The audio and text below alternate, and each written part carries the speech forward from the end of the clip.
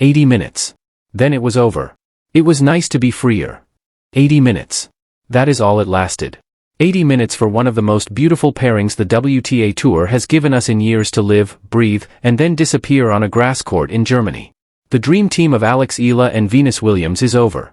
Gone in straight sets in the quarterfinals of the Bad Homburg Open. And honestly, I do not think people fully understand what we just watched end, because this was never just a doubles match. This was a 21-year-old standing next to the woman who built the road she is walking on. And by the end of this, you are going to understand why a quarterfinal loss that most casual fans scrolled right past might be one of the most quietly emotional moments of the entire grass season.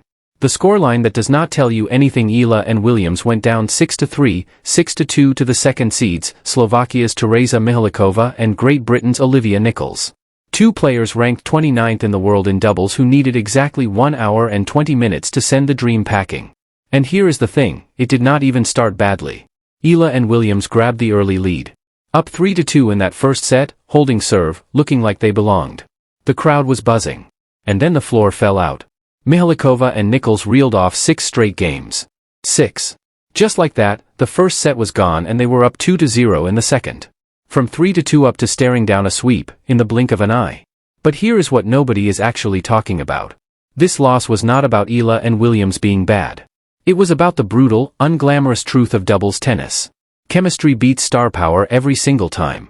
The partnership that was always going to win. Think about who they were actually playing.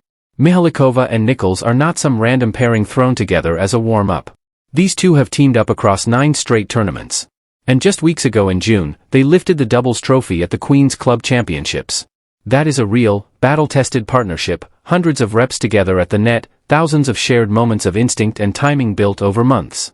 And across the court from them, 2 players who had known each other as a team for roughly 24 hours. You cannot manufacture that kind of telepathy overnight. Not even when one half of your team is a 7-time Grand Slam champion.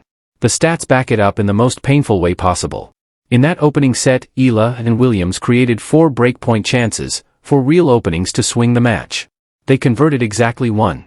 Meanwhile, their opponents had 3 breakpoint chances and took all 3. That gap is the entire match in 2 numbers. When the door cracked open, the dream team could not walk through it. When the veterans got a sniff, they kicked it down every time. Who Alex Eala actually is right now. To understand why this loss stings, you have to understand what kind of run she was on walking into this tournament. This is not some lucky wild card making a cameo appearance. This is the hottest young player on grass on the planet right now. Earlier in June, she won the WTA 125 title in Birmingham. Then she rolled into the Berlin Open and reached the semifinals, her first ever WTA 500 semifinal, knocking off world number 2 Elena Rybakina and world number 8 Alina Svitolina in consecutive matches on consecutive days. She walked into Bad Homburg with a 9-2 record on grass this season. 9-2. At 21 years old. And because of that stretch, Alex Eala is about to walk into Wimbledon as the number 29 seed, the first Filipino player in the history of the sport to be seeded at a Grand Slam. The first ever. An entire nation that has never had a tennis star at this level is about to watch one of their own walk onto the most sacred court in the sport with a number next to her name.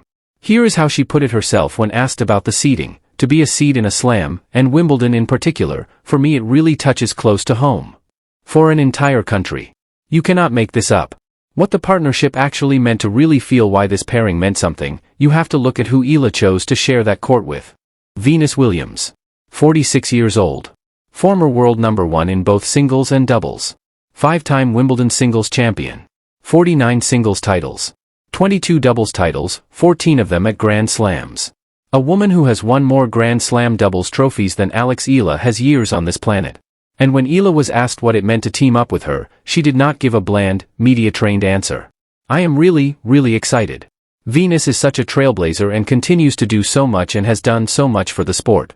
I like to say that women's tennis has been a trailblazer for women's sports, and she is a big part of why that is. Read that again. That is not a teammate talking. That is a young woman talking about her hero. Eala grew up in a world that Venus Williams helped build. A world where a girl from the Philippines could even dream of being seated at Wimbledon. And then she got to stand next to that woman on the grass, in front of a packed crowd, as her partner. Can you imagine being 21 years old and getting to play alongside the person who is the reason the door was open for you in the first place? That is the emotion at the center of this. You did not need a tearful press conference to feel it. It was right there in the matchup itself. The cruelty of the timing here is the part that makes it sting even more. This was always temporary. Always going to be a one-tournament fairy tale, a warm-up before Wimbledon, and now it is done before it ever really got going. They did not lose because of some falling out or controversy. There was no drama to spin. They lost because that is doubles. And then they went their separate ways, exactly as planned. What makes it cruel is that we got a glimpse, just one glimpse, of what it could have been. Because in the round of 16, this pair looked electric. They jumped to a 4-0 lead, chemistry clicking almost immediately, and closed out a clean 6-3, 6-4 win with Venus herself serving out the match. For one evening, the dream actually worked. 24 hours later, it was over. They showed you the magic, let you believe in it for a single night, and then pulled it away. Even the opponents felt the weight after sending the dream team home. Tereza Mihalikova did not spike the football. She did the opposite. To play against Venus, or maybe against Serena at Wimbledon, it's once in a lifetime. So even if you don't want to, you have it in your head. But what a player, both of them.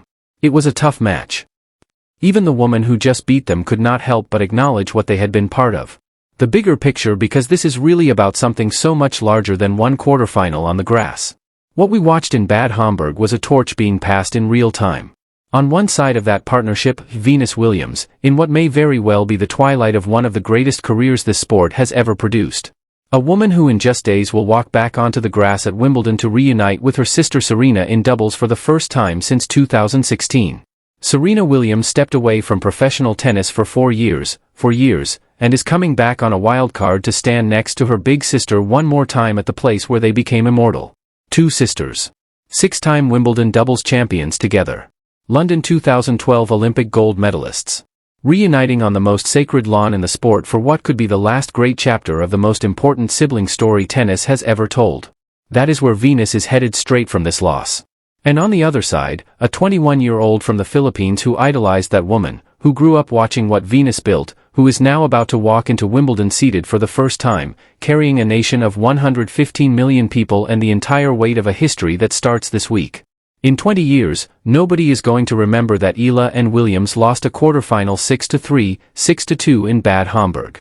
They are going to remember that for 1 week on the grass, the legend and the phenom shared a court. That the kid who idolized Venus Williams got to look across the net and call her a partner, before going off to chase the history that Venus made possible. A loss on the court that was somehow a win for everything tennis is supposed to stand for.